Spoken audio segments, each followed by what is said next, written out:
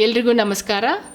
ನಾನಿವತ್ತು ನಿಮಗೆ ಪುಟ್ ರಂಗೋಲಿಗಳು ಹೇಗೆ ಹಾಕ್ಕೊಡೋದು ಅಂತ ಹೇಳ್ಕೊಡ್ತೀನಿ. ಸಪೋಸ್ ನೀವೇನಾದರೂ ಹೊಸದಾಗಿ ರಂಗೋಲಿ ಕಲಿತಿದ್ದೀರಾ ಅಂತಂದರೆ, ಇಲ್ಲ ತುಳಸಿ ಕಟ್ಟೆ ಮುಂದೆ ಹಾಕ್ಕೊಳ್ಳೋಕ್ಕೆ, ದೇವ್ರ ಮನೆಯಲ್ಲಿ ಜಾಗ ಕಮ್ಮಿ ಇರೋ ಟೈಮಲ್ಲಿ ಪುಟ್ ರಂಗೋಲಿಗಳನ್ನ ಬಿಡಿಸ್ಕೋಬೋದು. ಹೊಸದಾಗಿ ರಂಗೋಲಿಗಳನ್ನ ಕಲಿಬೇಕು ಅಂತಿದ್ರೆ ಈ ಥರ ಚಿಕ್ಕ ಚಿಕ್ಕ ರಂಗೋಲಿಗಳನ್ನ ಹಾಕ್ಕೊಂಡು ಕಲಿಬಹುದು.